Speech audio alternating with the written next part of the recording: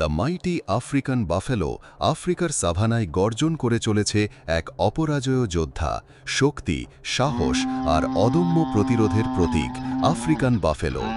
আমি আপনার পছন্দের আর ক্রিয়েশন, আর আজ আমরা ডুব দিচ্ছি এই বিশালাকায় প্রাণীর রোমাঞ্চকর জীবনের গভীরে। দেশ ও আবাসস্থল: এদের আদি নিবাস আফ্রিকার সাহারা মরুর দক্ষিণে। কেনিয়ার বিশাল তৃণভূমি থেকে দক্ষিণ আফ্রিকার বুনভেল্ট, জলাভূমি, ঘাসের মাঠ, এমনকি গহীন বনেও এদের দেখা মেলে। খাদ্যাভ্যাস: এরা প্রকৃতির লন মোয়ার।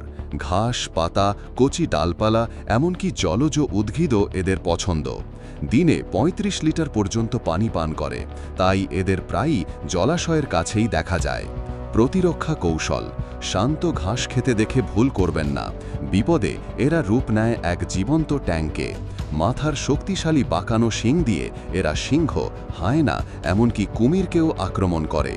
দলবদ্ধ থাকাই এদের প্রধান কৌশল। বাচ্চাদের সুরক্ষায় বড়রা তৈরি করে অজেয় প্রাচীর। প্রজনন: প্রভাবশালী পুরুষদের মধ্যে রক্তক্ষয়ী লড়াই হয় মেয়েদের দখল নিয়ে। গর্ভধারণ ১১ মাস, এরপর জন্ম নেয় একটি মতি বাচ্চা। মায়ের ছায়ায় বড় হয় নতুন প্রজন্ম, কারণ বেঁচে থাকার পাঠ শুরু হয় শৈশব থেকেই। বেঁচে থাকার রহস্য: খরা আর শিকারি থেকে রক্ষা পায় কিভাবে? দলবদ্ধতা: বিশাল হার্ট শিকারীদের বিভ্রান্ত করে, পুরু চামড়া প্রতিহত করে কামড়, আর তীক্ষ্ণ ঘ্রাণ ও শ্রবণ শক্তি বিপদ আঁচ করে বহু দূর থেকেই।